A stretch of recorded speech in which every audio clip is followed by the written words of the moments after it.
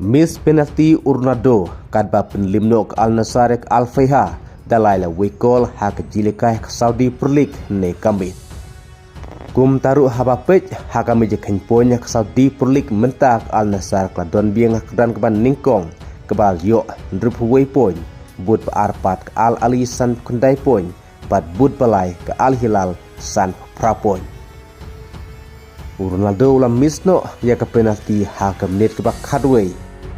Kadba Sadio Mane ulayo pantep hak menit ke bah New Puar. Batu Alhamdan hak menit ke san ya ke bala assist tau Jo Philip. Kumta ke jingye peteng jung ke Al Nassr pan job hak jingle kaya ke Saudi Pro League mentaru kedang ye peteng ban bate kedan ke bandingkong hak menit kan poin. Hak bah hak jingle kaya ke ban sawan ru ke Al Nassr ka sekendu Persya ya ke Niyom SC. Bat haba pej orang elekai beliau tap gol buntam mentak ayam hak Saudi Pro League uday Ivan Toney naga klub Al Ali. Ubalayo ar pulai gol kadban naga lingjong Ronaldo ulayo ar kuwe gol.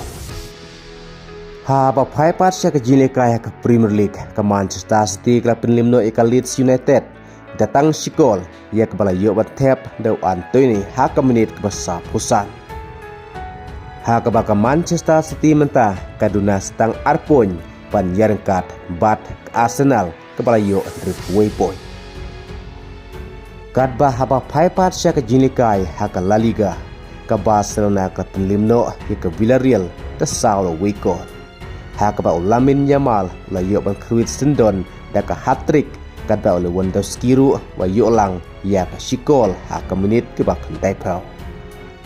Lamine Yamal bayu ban tap sikol ningkong hak menit ke aro pra yak bala assist Fermin Lopez bat kum juru hak menit ke lai punyu yak bala assist uju da Fermin Lopez bat yak gol ke bala hak menit ke ban drup kendai yak bala assist da Pedri kadba Lewandowski ulayo yak sikol hak menit ke bakandai po plus iwe yak bala assist da Konde.